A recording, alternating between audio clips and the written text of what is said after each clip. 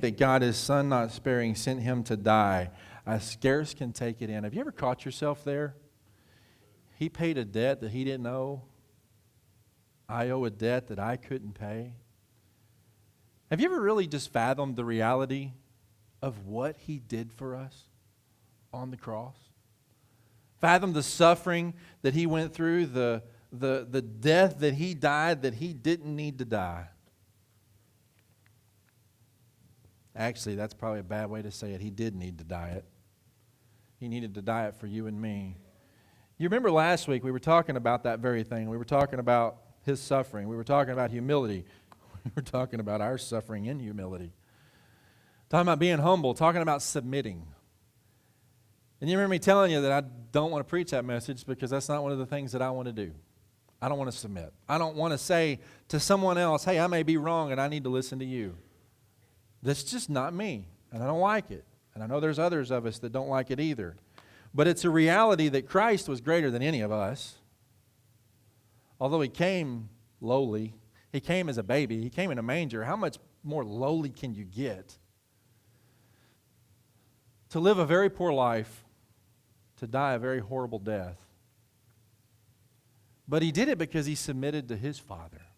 He did it because he humbled himself to what the will of his Father was. And you remember we talked about he did that unnecessarily. Peter tells us that in verse 21 of chapter 2.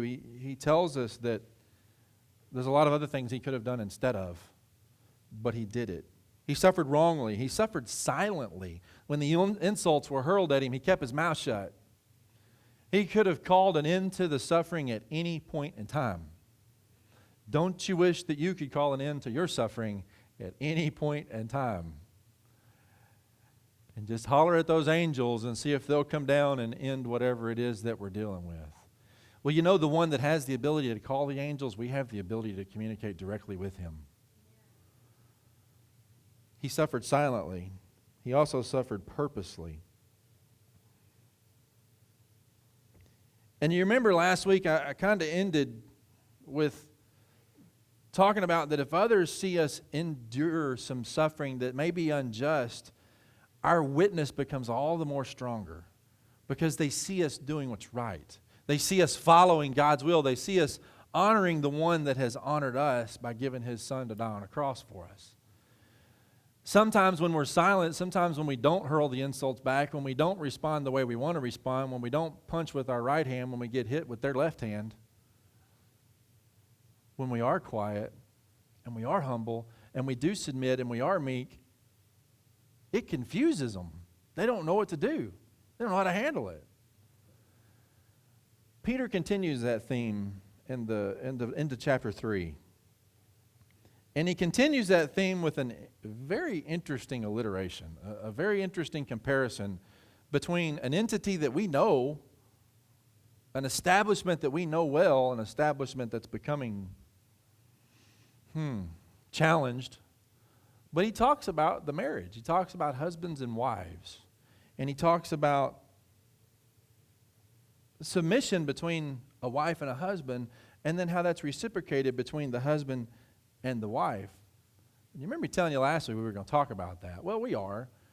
But I need you to understand something. This is not so much about your marriage relationship. This is not about what the roles of a husband are supposed to be and what the roles of a wife are supposed to be. These are what the roles of the church is supposed to be in the eyes of the world that we live in if the church is following Christ. That's really what this is about. And guess what?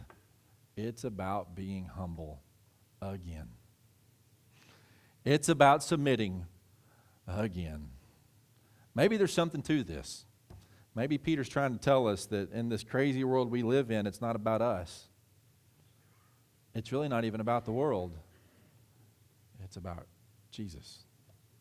You know, it always has been, and it always will be. It's a message that a lot of people don't want to hear. But read with me chapter 3. We're going to read the first 13 or so verses. It says, wives, in the same way, be submissive. Remember, we're following on, carrying on. It's a new chapter, but it's really just a carry on of the conversation, of the dialogue from last week. Wives, in the same way, be submissive to your husbands, so that if any of them do not believe the word, they may be won over without words by the behavior of their wives. when they see the purity and reverence of your lives. Your beauty should not come from outward adornment, such as a braided hair and the wearing of gold jewelry and fine clothes. Instead, it should be that of your inner self, the unfading beauty of a gentle and quiet spirit, which is for the great worth in God's sight. For this is the way the holy women of the past who put their hope in God used to make themselves beautiful. They were submissive to their own husbands, like Sarah, who obeyed Abraham and called him her master. You are her daughters if you do what is right and do not give way to fear. But he doesn't leave the husbands out. That's a good thing. He says, husbands, in the same way, be considerate as you live with your wives. Some translations use the word submit there. Husbands, submit to your wives as you live with them. And treat them with respect as the weaker partner and as the heirs with you of the gracious gift of life, so that nothing will hinder your prayers. Finally, all of you live in harmony with one another. Be sympathetic, love as brothers, be compassionate and humble. There's that word again. Do not repay evil with evil or insult with insult, but with blessing, because to this you were called, so that you may inherit a blessing. For whoever would love life and see good days must keep his tongue from evil and his lips from deceitful speech. He must turn from evil and do good. He must seek peace and pursue it. For the eyes of the Lord are on the righteous, and his ears are attentive to their prayer. But the face of the Lord is against those who do evil. Who is going to harm you if you are eager to do good? So there's a submission part, there's a humility part, and there's a suffering part. Thanks for the great news there, Peter. Love you, pal. What gives? Where do we win? Where does the part of the story come that we get to win? Well, if you keep reading, that eventually happens. I'll just let you know. Maybe a while, but that gets to happen. But Peter uses the example of husbands and wives here. And I'll just be up front with you. It's a little bit of a hard example for our society to grasp. It's a little bit of a hard example for our society to accept, because it's just not politically correct today to say that a wife should submit to her husband.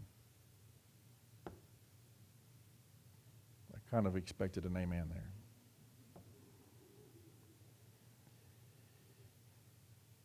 Why do you think that is?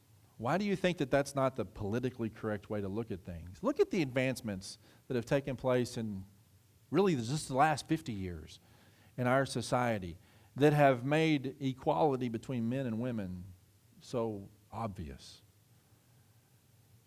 Some of that's a very touchy subject.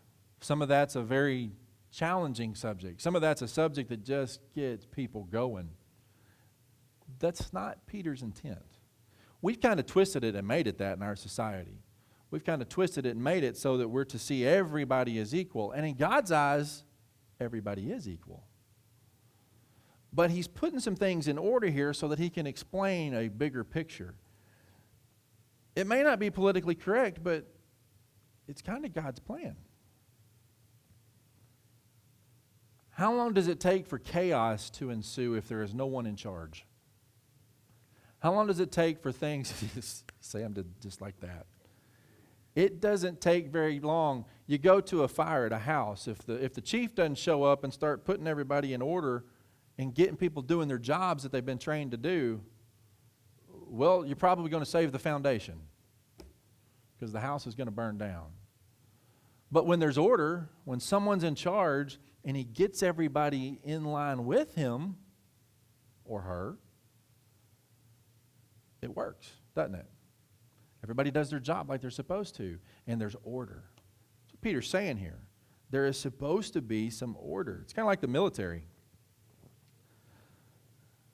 I've worked with some really, really, really great men that are officers. I've worked with some really, really not so great men that were officers.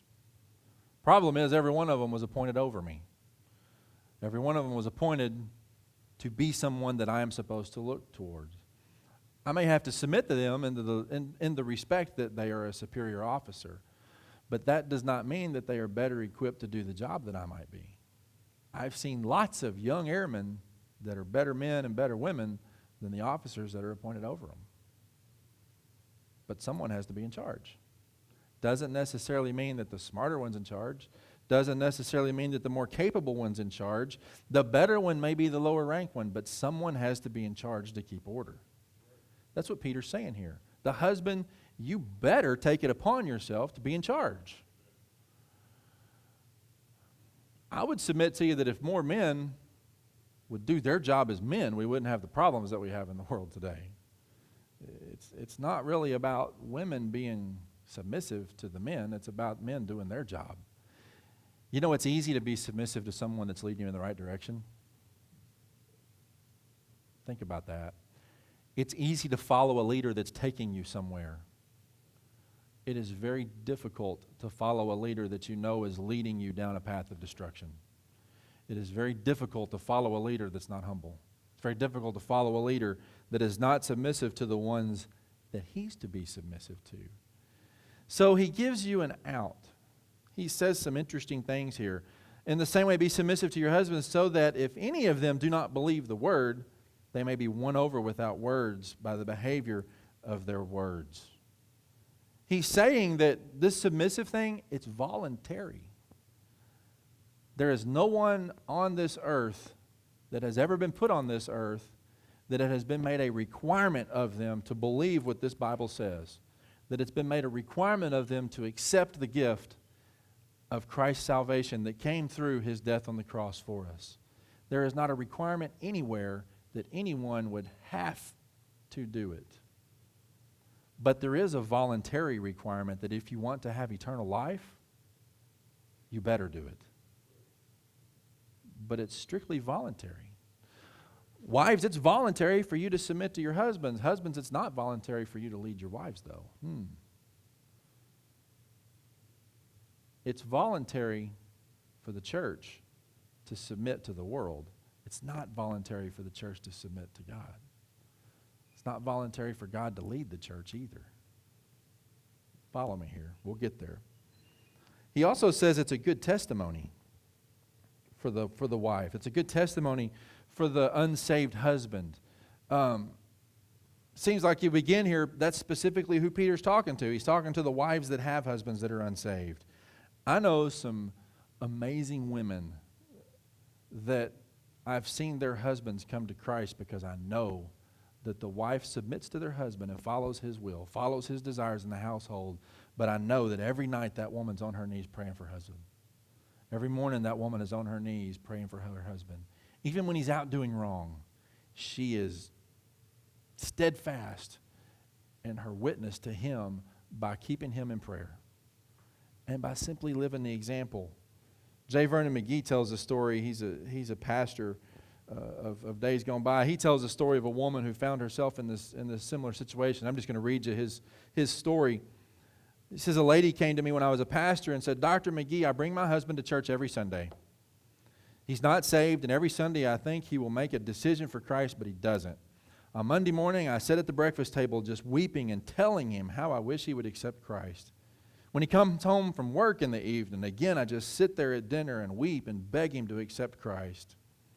He says, I got to thinking about what she said.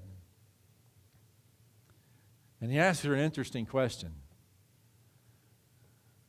How would you like to have dinner every evening and breakfast every morning with a weeping woman? What's he saying? He's saying, woman, you're driving him nuts. So I called her up and I said, suppose that for a year's moratorium, let's take a break for a year. You simply do not talk to your husband at all about the Lord. She said, you mean I'm not to witness? He said, no, I didn't say that. I didn't say that at all. Peter says that if you cannot win your husband with the word, then start preaching a wordless sermon. What does a wordless sermon look like? It looks like praying in private when he doesn't see you. It looks like living your life in that Christ-like spirit and letting him see it.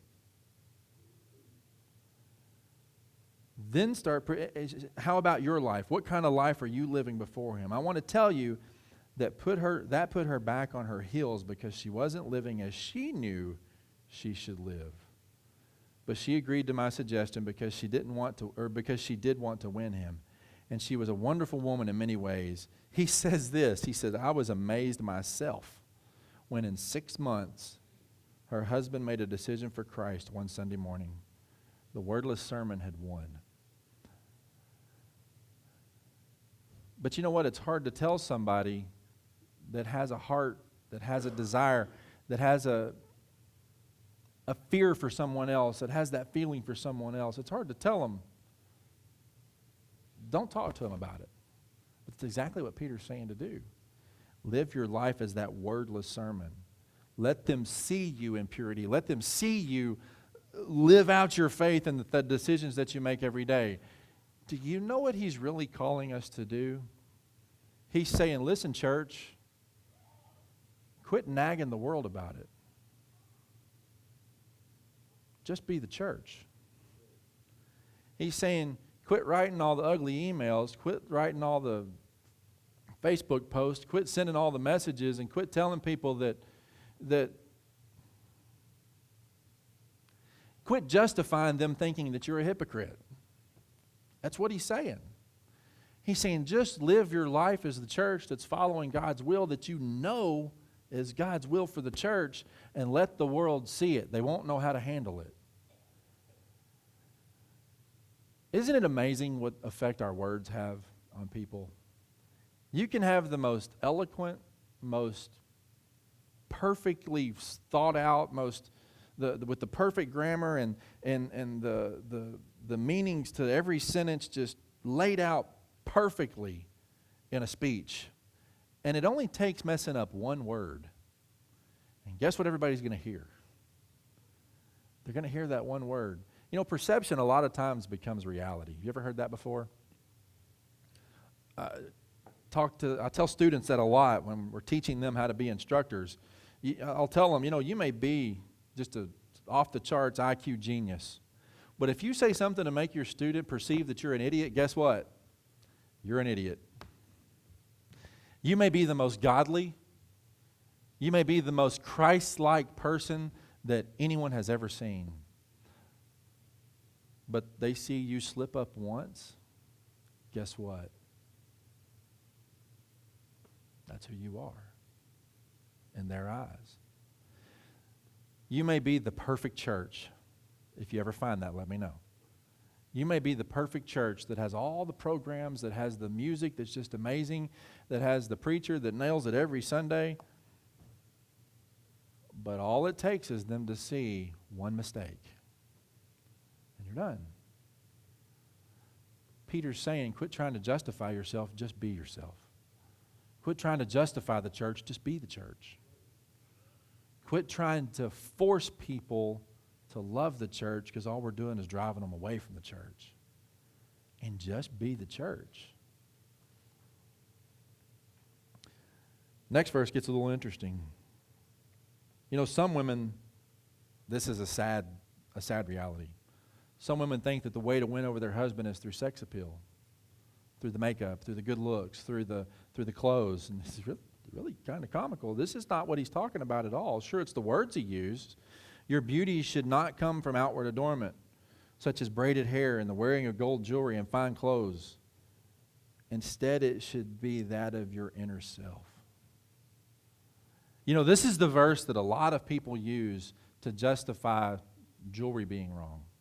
This is the verse that a lot of people use to justify makeup being wrong. Well, you can't stop there. If you're going to justify jewelry and makeup being wrong, I guess you need to justify clothes being wrong too, because it says outward adornments, outward garments. I don't think any of us want that to happen. You got to put it in context and see what he's saying here. He's not saying don't wear jewelry. He's not saying don't wear nice clothes. He's not saying don't wear makeup. He's not saying don't make yourself look good, but he's saying don't do that at the expense of what the inward you is. He's saying, church, don't make yourself look like the world to try to get the world to accept you, because it's not going to work. Do you know how many churches are doing that?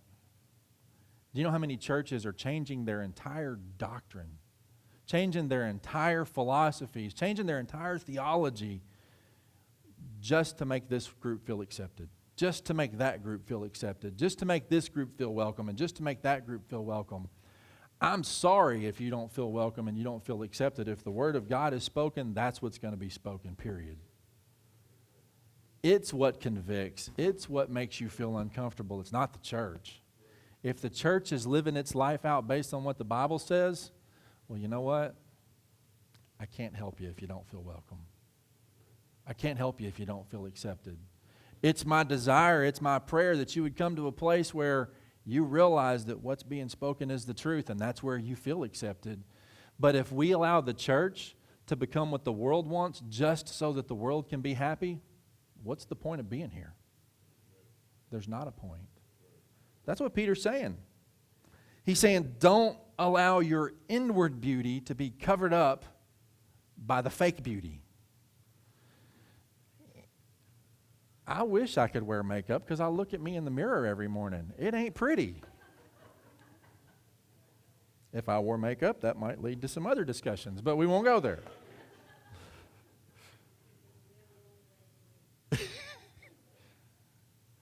We do. We wear our best. We wear nice clothes. We wear the best that we have. You know, I'm going to go there. It bothers me a lot. It's always bothered me, the things that come between people at church. The silliness of things. Do we have blue carpet or do we have red carpet? Are we going to use chairs or are we going to use pews? Are we going to sing from hymn books or are we going to sing from the karaoke screen? Do you know those things have absolutely destroyed churches? Do we wear ties or do we not wear ties? Do we allow shorts? Do we not allow shorts? Do we wear flip-flops? Do we not wear flip-flops? Peter's saying, who cares? Amen. If you're worried about those things, how can we possibly be worried about what we need to be worried about? If we're worried about making the world comfortable, I promise you we're not worried about what we need to be worried about. We should be making the world uncomfortable because they see us living the life that God's called us to live. That's that wordless sermon. When we put words to it, we find out that it doesn't matter how well prepared we have it. It becomes that speech that we mess up a word and we start to find ourselves falling in line with them instead of the world coming to see who the church is. In verse 7, he turns the tide just a little bit. He starts talking to husbands. He says, in the same way, husbands, submit to your wife. Consider as you live with her and treat them with respect as the weaker partner and heirs with you of the gracious gift of life. Husbands are to be submissive for the good of the marriage. Why are we supposed to be submissive to the laws of the land? Why are we supposed to be submissive when we come in conflict and argument? Because it's for the good of the message. It's for the good of the gospel. I'm not saying, like I said last week, I'm not saying give up on your morals. I'm not saying change your beliefs. But what I am saying, there are those times that the best thing to do is just end the conversation. Just end the argument. Because that's all it is. It becomes just another argument after another argument after another argument. And before you know it, we're arguing just for the sake of arguing, and we're not trying to reach anybody. Sometimes the humbleness, the submissiveness comes in being willing to shut your mouth and allow that wordless gospel to go forward again. Why? Because it's the relationship just like the husband and the wife relationship. There's very few cases, although if you watched the fight last night, that's probably one of the exceptions, that the wife is stronger physically than the husband. We're just not built that way. Men are generally stronger than the women. He's saying you're the stronger partner. She's the weaker partner. Treat her that way. Be submissive to her needs because she's the weaker one. He didn't say be submissive to her. Be submissive to her needs. We're not to be submissive to the world, but we need to be submissive to the needs of the world. Think of it like this. You ship a couple of packages via FedEx or UPS or whatever. One of them is a very expensive glass vase. It's in a little bitty box. It's a very small box. The other one is some big barbecue grill or something that's in a huge box that it's pretty sturdy, it's pretty robust. The little bitty box probably has a word on the box when it's shipped. Fragile. What does that word tell you? That word tells you, I need to take care of this box. I need to treat this box with a little bit different respect than I treat this big box. Guess how the marriage relationship works? Guess how the church relationship works? Husbands, if you treat the wife like you treat your buddies,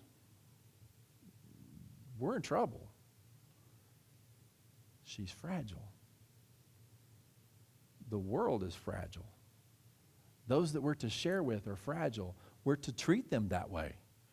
If we get all huffy and puffy and big and bad and throw our Bibles at them, we're going to break them. But if we love them and we let them see that the love of Christ exists through us, before you know it, they're going to come to a place where they want to see what that love of Christ is for themselves. Not just in you, or not just in me, but they want to see it themselves. And it's a win-win for both sides of the relationship.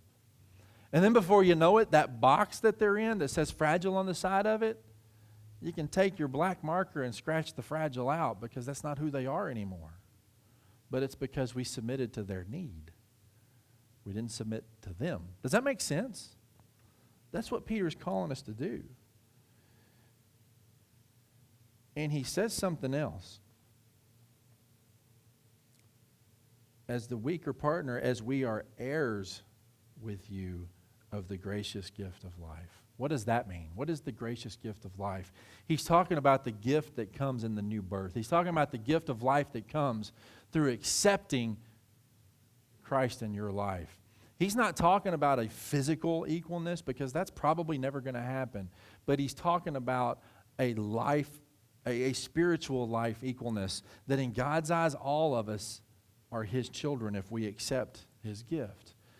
It doesn't matter if it's the most hardened criminal that's done 40 years in prison or if it's the little baby that just starts to come to an understanding of who Jesus is in their life. They're equal in God's eyes. Boy, we should be thankful for that because there's some of us that would be in trouble if God didn't look at us as equal. But why do we as the church not look at others as equal? You ever ask yourself that question? We're not going to change the world. Did you hear that? What's our desire? Our desire is to go out and win those to Christ. We're not going to change anybody. But we can change ourselves to be more humble to their needs. We can change ourselves to look more like that Christ-like example, to look more like the church to the ones that we want to change. And then do you know what happens? We don't have to change. God changes them. That's what happens in the marriage relationship. It's a give and a take. You take two strangers that meet each other somehow, and suddenly this two lives become one life. It's not perfect. Matter of fact, it has a lot of rough edges. One has to understand that it's their responsibility to be humble to the other. The other one has to understand that's their responsibility likewise. But over a period of time, when these two entities come together, when these two people come together, when this man and this woman come together, if they continue to try to take charge and they continue to try to do it themselves and they continue to try to say, we're going to do this my way and not your way or it's the highway, well, guess what happens before long? The highways get really busy. But if they humble themselves to each other, like Peter's calling us to do, yeah, it's a one-way street with us because the world's not going to humble itself to the church. Trust me. But they allow a third person to get involved. They allow God to get involved. It's amazing how those rough edges start to fit and not rub and break each other. If we allow God to take over And we just allow ourselves to be a representative and allow ourselves to humble ourselves and submit to the needs of the world, suddenly it's God doing it and it's not us doing it. And unbelievable things happen. You've probably seen it in your lifetime. You've probably seen it in different places that you've been. I know I have. And you know what? I'm convinced we'll see it again in God's time. But there's this last part. I don't like this part. Verse 8, he says that we're all to be submissive to each other. He says that we're to be sympathetic and we're to love as brothers and be compassionate and humble. I like that part. I really like that part. It says don't pay evil with evil or insult with insult, but with blessing, because to this you were called so that you may inherit a blessing. Why do we submit to each other? Why are we humble to each other? Because there's blessing in that. Because we're called to do that for one, but there's blessing in that. It breaks my heart when I see two brothers in Christ or two sisters in Christ start to bicker and fight and argue with each other. Because, you know, it's not just the two of them that it hurts. It hurts everybody that they talk to. It hurts everybody around them that sees the situation. You can't be in a situation like that and not know that there's some kind of tense something going on. But when we humble ourselves to each other, again, we're removing ourselves and we're allowing Him to be there. It's all about our submission to Him and our humbleness to Him. But there's a warning, and this is the part I don't like. There's going to be suffering. You're going to be ridiculed. You're going to be talked down upon. You're going to be insulted. You're going to be told you're wrong. You're going to be argued with. That's the reality of the world that we live in. But I love the verse that he quotes. For whoever would love life and see good days must keep his tongue from evil and his lips from deceitful speech. He must turn from evil and do good. He must seek peace and pursue it, for the eyes of the Lord are on the righteous, and His ears are attentive to their prayers, but the face of the Lord is against those who do evil. In other words, it's okay to be insulted. It's okay to be looked down upon as a religious freak. It's okay to be looked at as a whatever you want to call it. I kind of like the old term holy roller. It's okay to be told you're wrong, because guess who has the justification in the end? He looks down favorably upon the righteous. His ears are attentive to their prayers. You know what that's saying?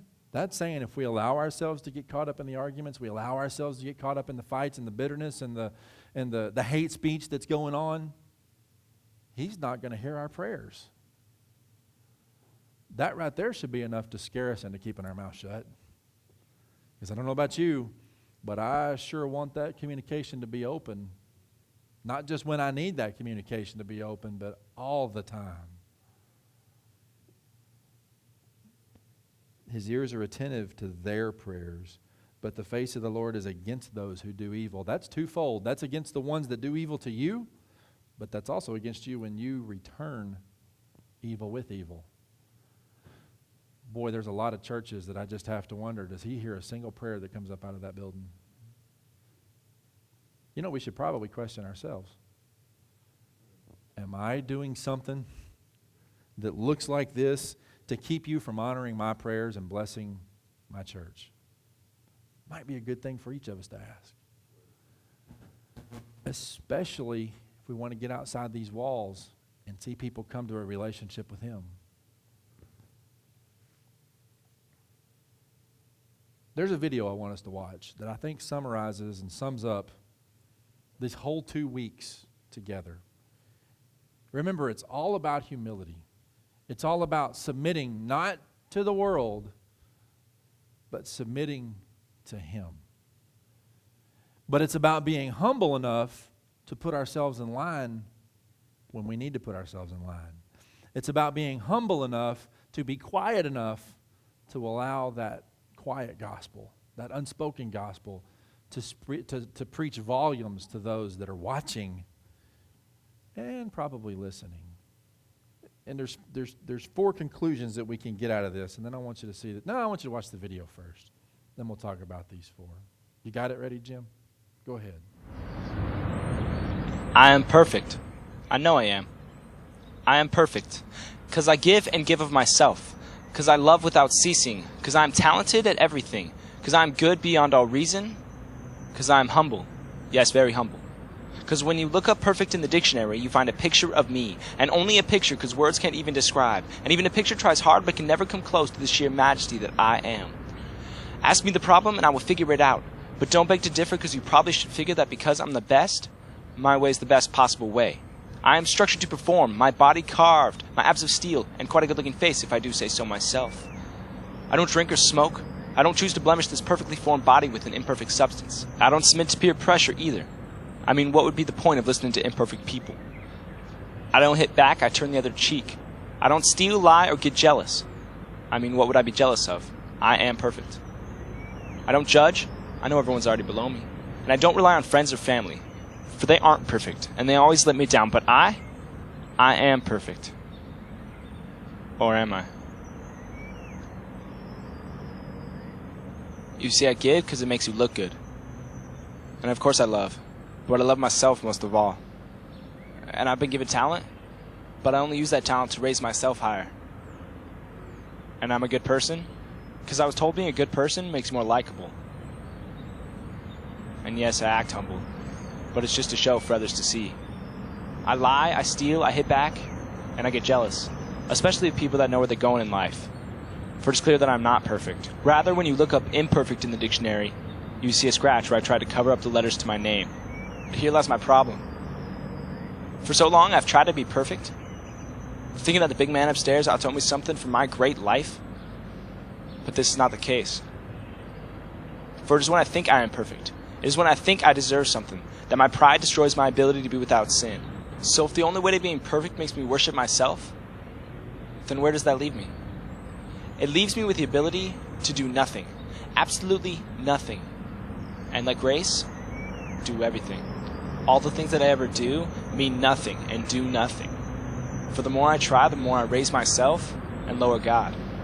But the Father has given me a grace that abounds my selfish pride. So it's when He takes over. It's when I lower myself and raise Him. It's when I do absolutely nothing. It's when I'm wrapped in His grace, allowing Him to do everything, that the I am makes me perfect.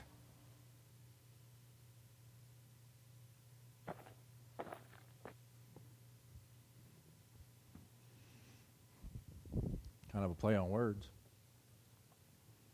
I hope that I can say I am perfect because I am is perfect in me. I hope that the church can say I am perfect because the I am is perfect in the church. It kills me that we're our own worst enemy. It kills me that the things we see happening today is because by and large the church has lost its voice because for too long the church has tried to be perfect. And I'm telling you, the church is not perfect unless it is centered squarely in where the I am wants it to be. If pride's an issue, we need to get rid of it. If our ability to humble ourselves is an issue, we need to figure it out. If our ability to submit is an issue, we need to learn to submit. There are people that are literally dying for the church to be the church. And it's not doing it. So why should we be submissive Christians? One, because it's a good testimony to the unsaved. Just like the woman that was convinced to just be quiet. Just live your life and let your husband see it. I just wonder, there's those that I have invited and invited and invited and invited and invited and invited and invited some more to church. I'm not going to invite them anymore. I'm just going to let them know, hey, I'm thinking about you, but I'm not going to invite them anymore. I'm going to see what happens. I wonder if I've pushed them to the point where I've invited them so much that now I'm nagging them and I'm annoying them and they don't want anything to do with anything I have to do with because that must be what everybody else is too and they don't want to talk to us. Think about that. It's a good testimony to the unsaved to be submissive. It pleases God. That's the second reason. It's His demand. It's His requirement is for us to be submissive to those that are over us, to those that are appointed to be responsible for us. It's our requirement to be submissive to Him. The third thing, it makes our relationships better. That's the husband and wife relationship he's talking about today. Our relationships grow when we learn to be humble to each other. Our relationships with others that we want to see come to Christ grow when we learn to be humble not to them but to their needs. And fourthly, and this is the one that should scare us, it affects our prayers. It says He hears the prayers of the righteous. He hears the prayers of those that do these things. But in the very next sentence, and in the face of the Lord is against those who do evil. Boy, that scares me. I don't want to do anything that keeps Him from hearing my prayers. I don't want to do anything that messes up that relationship and that communication. So where are you at this morning?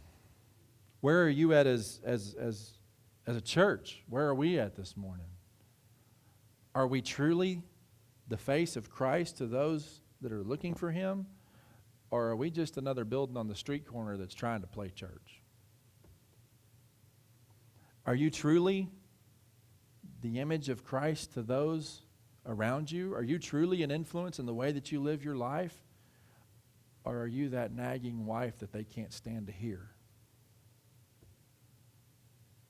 It's worth a little self-reflection to see who we are, to see where we're at.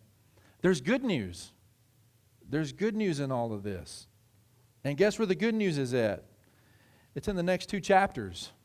That means you got to be here next Sunday to hear the good news. That's the only invitation you're going to get.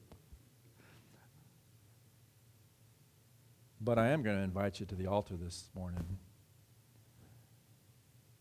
If maybe there's that one in your life that you're trying to witness to that you just wonder why it's not working. Maybe there's that one in your life that it's this all the time, and you wonder why it's not working. Maybe it's not the one. Maybe it's you. Maybe it's not the neighborhood around us. Maybe it's the church. Stand with me.